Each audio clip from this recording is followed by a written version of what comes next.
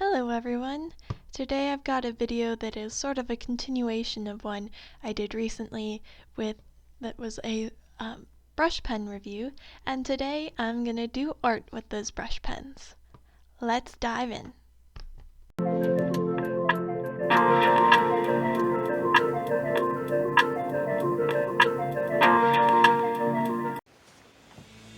Okay, I've got a sort of landscape scene here that I'm gonna, ink in.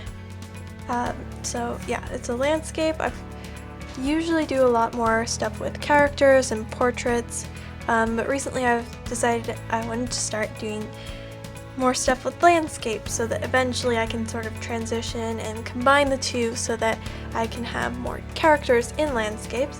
So first I've got to start working on learning how to do landscapes. So here what I want to be very careful of is that I want to preserve the lights and darks. So I'm going to be careful with that. I don't want to overdo it with the color. So I'll just be using little touches of these if I decide to use them at all. I'm not sure if I'm going to do and yeah, I'm going to try and use all of these brush pens in this piece. Let's start with this one. Alright, I'm gonna sort of detail parts of this bridge. I don't usually sketch a whole lot of detail. Something I've noticed about myself. I tend to sketch very loosely and then just, make it up when I get to the inking part. Not sure if that's a good way to go about things, but that's how I do it. I really like looking at sketches that have a whole lot of detail though.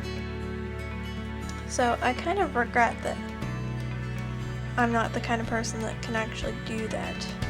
I could put a lot of work into my sketches and stuff, but then I feel like I won't want to go in and ink them and finish them. Like, I've done all this work with the actual sketching process, that what's the point of inking them if it's like just possible that I'm gonna ruin the whole thing by doing that. So I actually don't do a lot of detail in my art in general. Something I think I could work a lot on as well. So I really love either really complex art or really simplistic art. I don't know, I usually find it easier to just do the simplistic art. It fits my techniques and my methods for doing art just fit better with doing the simplistic stuff. But then again, it's really fun to look at more complex art. So there's always something that you can work on and improve. Doing stuff like this, like where you have no idea what you're doing and you don't really have a plan to begin with. Like, I just decided to start going in at the bridge. Okay, there's sort of a shadow here. This light's coming down so you can't see the underside of the bridge, so I want to put something pretty dark right there, and I don't know that I can get detailed as I want with the Copic multiliner, so I think I'll just go in with the pocket brush pen here and just do the underside. So something that I can do here, because I have this chart now with all of my brush pens, is I can see what pens have the darkest color and which ones are best for details and stuff, so I can use that to my advantage for this piece, because I knew that I wanted dark shadows under here, so I had to use the darkest one I have, which would either be the pocket brush pen or the Copic multiliner, and this one's just too bold. I couldn't get in these little crevices here, so I use this one. I have no idea how I'm going to manage getting all of them in here. You know what? So here's the like reflection of the bridge on the water. I could use one of the Pit Artist pens that I was talking about. That it was super like floppy, so it didn't have great smooth lines, but I could use that to my advantage here because I don't want all the details to be precise now because it's like ripply, and yeah, all my line work I ever do is fine if I'm a little shaky or lines just go in some random direction. I'm cool with that. I just work with it. I don't think I've ever had a piece where I got the line work perfect or anything. It's just random. That one was weird. Okay.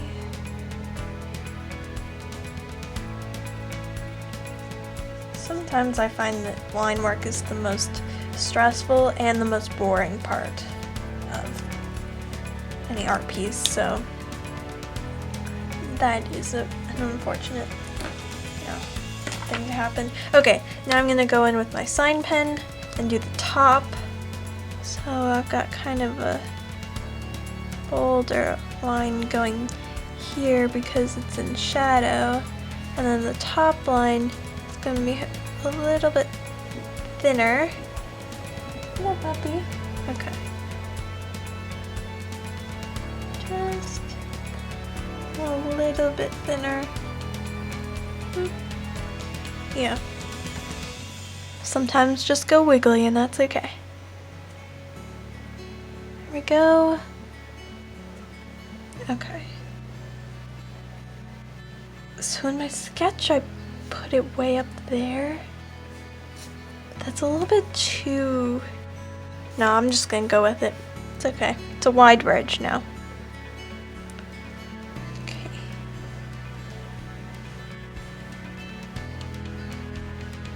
Okay, and then it's got like some more like stone detailing there along the edge.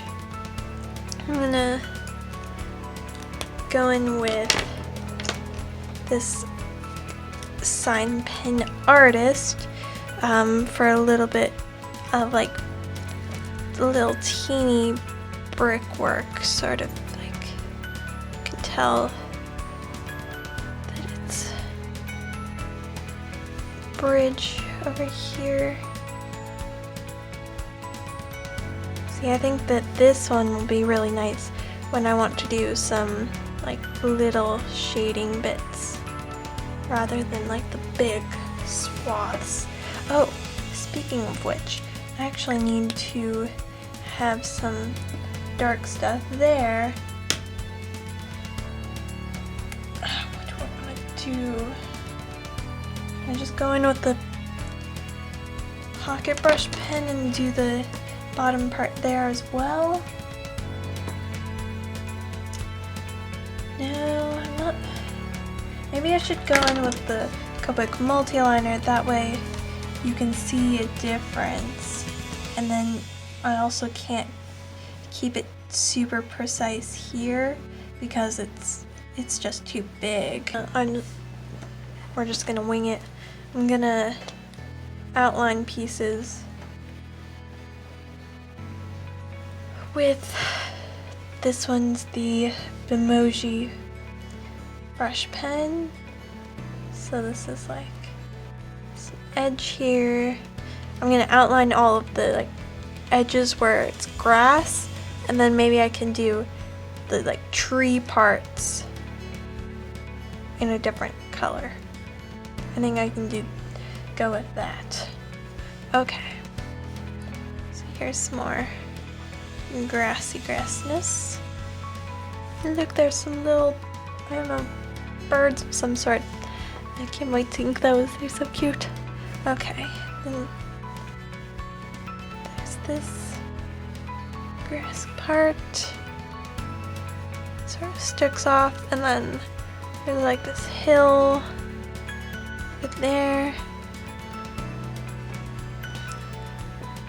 there's so many layers of trees and green stuff. Why did I choose this one? It's so difficult. Okay. So now I should, maybe I'll outline in green and black, and I'll just use this in some areas with the water. That'll work because it's indigo, and I also have blue, so those can be water. And then so now maybe I should go about like outlining the green parts of the trees. So this one's a little bush. Yeah, this green's much brighter than the bushes in, the picture, but fortunately I'm not trying to make it realistic, so we're good. Okay.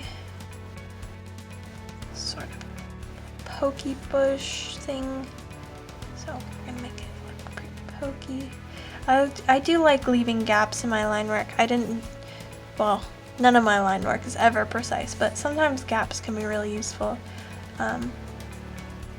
To just give the general idea of something with not having, you don't have to make it a perfect picture, and sometimes having the little gaps, makes that a little bit more obvious that you weren't going for perfect precision, which, definitely want people to be aware of. Don't want them to expect too much. Okay, so now we're gonna switch to voiceover and speed paint because my microphone was kind of crapping out and I didn't notice at the time. So we're just gonna do a voiceover. Also, it would have been really long otherwise, because I still had at least half an hour of footage left for this piece. So even though I was going through it pretty quickly, it would have taken a long time for this video. So yeah, I just finished it up. More lines in the back. Definitely did a lot of stuff with the trees in the upper left hand corner. That was a real struggle for me, getting that color balance. There were some spots in it that had like some green colors where the light made it through to shine on the leaves, and then deeper shadowy parts, and I just did not do a good job of making that apparent that those were like lighter parts and then there were darker parts. So since it didn't look like a tree at all, I went back in a little later and just made it all dark. That worked out pretty well. It was fine that way, even though it didn't exactly look like a tree that was in shadow. It was just like a shadowy tree. So that was pretty much it. I managed to use all of my main brush pens. I didn't use all of the color ones, but yeah, all the main ones, all in this piece. I wasn't sure how that was gonna work. It was kind of a random idea. I don't know what made me think to do a piece with just all my brush pens. But it was a really fun challenge. But again, it was really kind of nerve-wracking at times where I just couldn't get the balance. I think it would have been a lot easier if I hadn't done the color with the green, especially in the leaves. If I'd gone without any color at all and just done black and white, I think I would have been able to do a lot more with like tones, and I could have tried to do hatching, even though that's kind of hard with the brush pen, but still I could have done more stuff with tonal stuff, whereas I just went black, white, and then color, which isn't very logical when you think about it. How does, because the color has to have a tone of its own, so how do you get that to fit in? And yeah, so that was a challenge. And yeah, that's pretty much all I've got for today. I hope you enjoyed learning about brush pens, and I hope you enjoyed watching me make a piece with them. So thank you so much for watching. Please like and subscribe. And until next time, live life respectfully. Bye.